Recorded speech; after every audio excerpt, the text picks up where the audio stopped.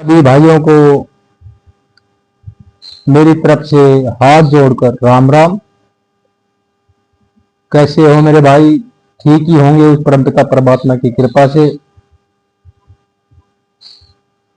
आज की कथा है श्री राधा जी का गंगा पर क्रोध, श्री कृष्ण के प्रति गुस्सा और गंगा जी श्री कृष्ण के चरणों में छिप जाना।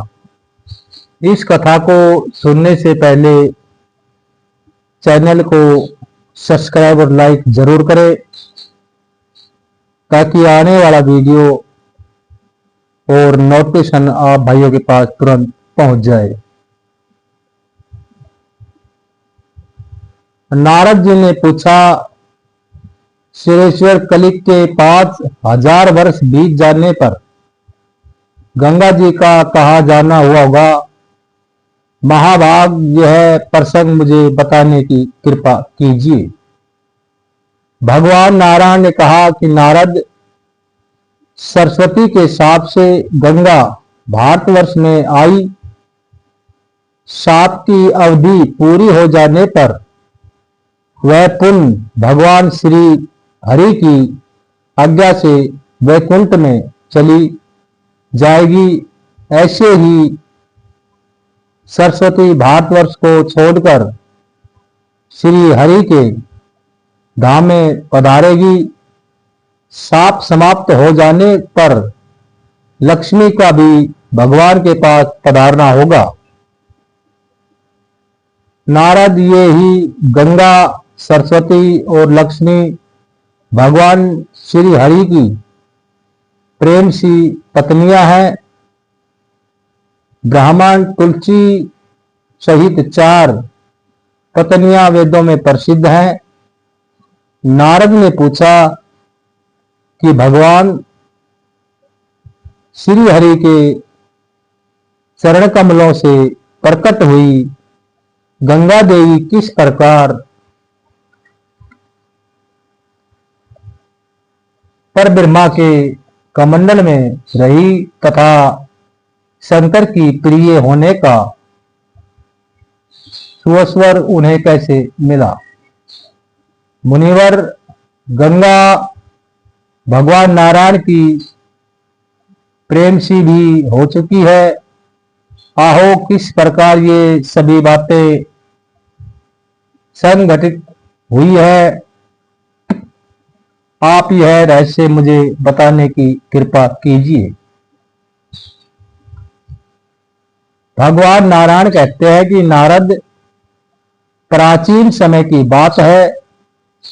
जलमयी गंगा गोलोक में विराजमान थी। राधा और श्री कृष्ण के अंग से प्रकट हुई। यह गंगा उनका अंश तथा साक्षात उनका स्वरूप ही है। जलमयी गंगा की अधिष्ठात्री देवी अत्यंत सुंदर रूप धारण करके भूमंडल पर पधारी। उनका शरीर नूतन यौवन से संपन्न था। उनके सभी अंग अलंकारों से अलंकृत थे। श्राद्ध ऋतु के मध्यकाल में लिखे हुए कमल की भांति मुस्कान भरा उनका परम मनोहर सुख था। तपाए हुए स्वर्ण से विग्रह की आभा थी। तेज में वह शरतकाल के चंद्रमा को भी परास्त कर रही थी। मनोहर से भी मनोहर उनकी कांति थी। उन्होंने शुद्ध सात्विक स्वरूप धारण कर रखा था। विशाल 2 नेत्र अनुपम शोभा बढ़ा रहे थे। यतन कटाक्ष पूर्ण दृष्टि से वे देख रही थी। सुंदर अलकाली शोभा बढ़ा रही थी। उन्होंने मालती के पुष्पों का मनोहर हार पहन रखा था। ललाट पर अधर चंद्रकार चंदन का तिलक था और उनके ऊपर सिंदूर की सुंदर बिंदी थी। दोनों गंड स्थलों पर कस्तूरी से मनोहर पत्थर रचाए हुए थी। नीचे के उनका अधर ओष्ठ इतना सुंदर था मानो दोपहरिया का विकसित फूल हो। दांतों की अत्यंत उज्जवल पंक्ति पके हुए अनार के दानों की भांति चमक रही थी। विशुद्ध दो चिन्ह वस्त्रों को उन्होंने धारण कर रखा था। ऐसी वह गंगा लगा का भाव प्रसिद्ध करती हुई भगवान श्री हरि के पास विराजमान हो गई। निर्मेष नेत्रों से वह भगवान के मुख रूपी अमृत को प्रसन्नता पूर्वक निरंतर पान कर रही थी। उनका मुखमंडल प्रसन्नता से खिल रहा था। भगवान श्री हरि के रूप ने उन्हें चेतनारहित तथा यतंत पुलकायमान बना दिया था। इतने में भगवती श्री राधा का वहां पधार कर विराजमान हो गई। उस समय राधा के साथ असंख्य गोपनियां थी। राधा की कांति ऐसी थी मानो करोड़ों चंद्रमाओं की ज्योत सत्ता एक साथ प्रकट हो। वे उस समय क्रोध की लीला करना चाहती थी। अत उनकी आंखें लाल कमल की तुलना करने लगी। उनका वर्ण पीले चमत्कारी तुलना कर रहा था तथा उनकी चाल ऐसी थी मानो मतवाला गजराज हो। अमूल्य रत्नों से बने हुए नाना प्रकार के आभूषण उनके श्री दिग्रे की शोभा बढ़ा रहे थे। उनके शरीर पर अमूल्य रत्नों से जटित दो दिव्य चिन्ह पीतांबर शोभा पा रहे थे। भगवान श्री कृष्ण के हृदय से सुशोभित चरण कमलों को उन्होंने हृदय में धारण कर रखा था। सर्वोत्तम रत्नों से बने हुए विमान पर बैठकर वे वहां पधारी थी। ऋषिगण उनकी सेवा में संग्रह थे। सोच सचवर दुलाया जा रहा था। कस्तूरी के बिंदु से युक्त चंदनों से सम्मिलित प्रज्वलित दीप के समान आकार वाला बिंदु रूप में शोभमान सिंदूर उनके ललाट के मध्य भाग में शोभा पा रहा था। उनके सीमंत का निचला भाग परम सहज था। पारिजात के पुष्पों की सुंदर माला उनके गले में सुशोभित थी।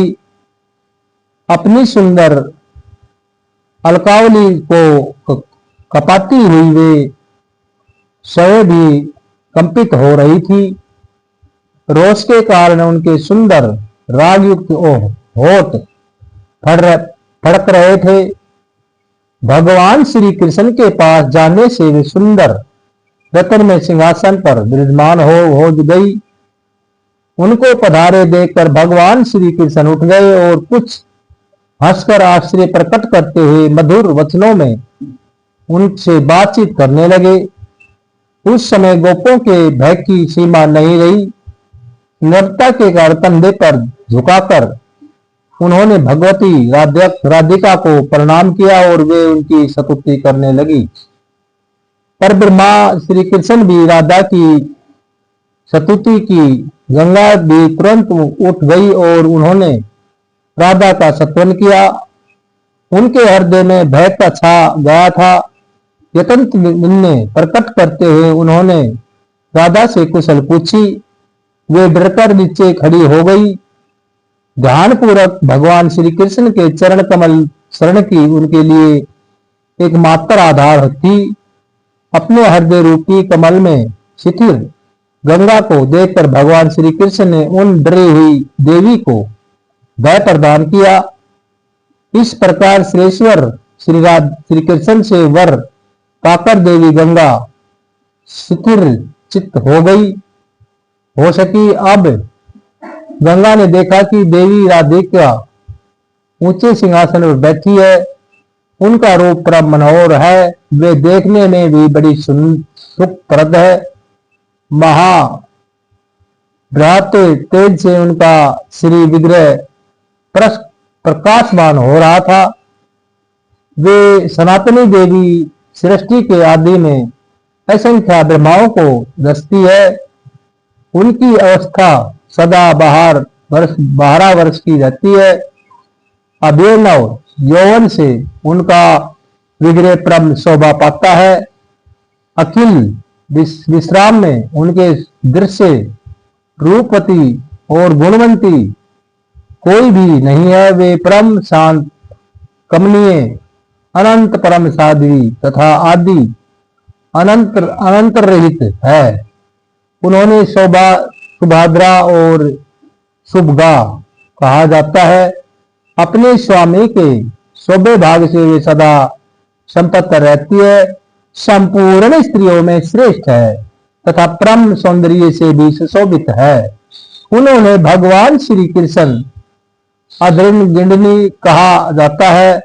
तेज अवस्था और प्रकाश से वे भगवान श्री कृष्ण के ही समान है। लक्ष्मीपति भगवान श्री विष्णु ने लक्ष्मी को साथ लेकर उन महालक्ष्मी की उपासना की है। परम श्री कृष्ण समुज्वल भावकों से अपनी कांति से सदा आच्छादित करती है।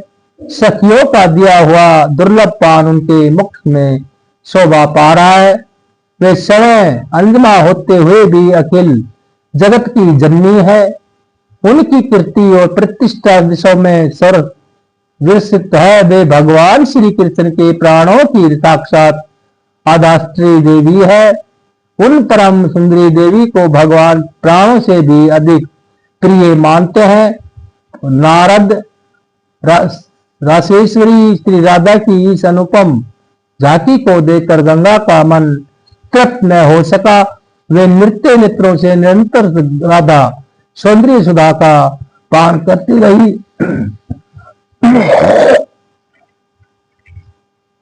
इतने में राधा ने मधुर वाणी से जगदेश्वर भगवान श्री कृष्ण को कहा कि उस समय श्री राधा का विग्रह परम शांत था। उनमें नम्रता आ गई थी और उनके मुख पर मुस्कान छाई थी। श्री राधा ने कहा, प्राणेश्वर, आपके प्रसन्न मुख कमल को मुस्कुराकर निहारने वाली यह कल्याणी कौन है?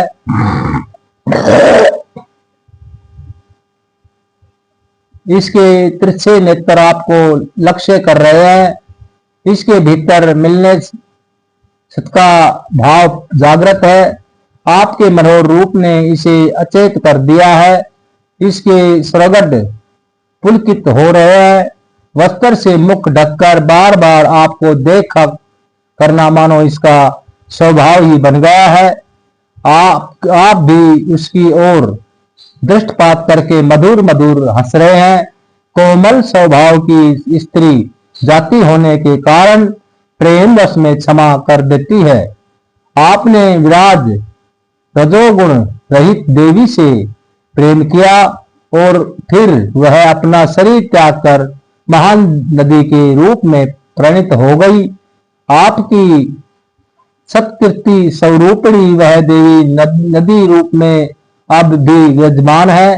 आपके ओर से उनके समयानुसार 7 समुद्र उत्पन्न हो गए हैं।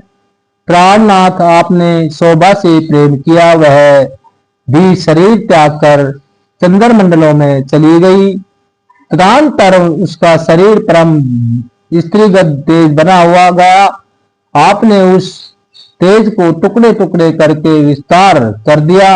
रतन सुरवण श्रेष्ठ मणि स्त्रियों के मुख कमल, राजा पुष्पों की कलियां, कलियां पके हुए फल, लहराती हुई खेतियां, राजाओं के सजे धजे महल, नवीन पात्र और दूध से सब आपके द्वार उस शोभा के कुछ भाग पा गए हैं। मैंने आपको प्रभा के साथ प्रेम करते देखा, वह भी शरीर त्याग कर सूर्यमंडल में प्रवेश कर गई है। उस समय उसका शरीर यतंत तेजोमय बन गया है। वह तेजोमयी प्रभाव को आपने विराजमान करके जगह जगह बांट दिया है। श्री कृष्ण आपकी आंखों से दूर हुई प्रभा अग्नि यक्ष नरेश देवता व्यंजन वैष्णु व्यंजन नाग ब्राह्मण मुनि तपस्वी सौभाग्यवती स्त्री तथा यशस्वी पुरुष इन सबको थोड़े थोड़े रूप में प्राप्त हुए हैं। बोल जगत जननी महामाई की जय हो।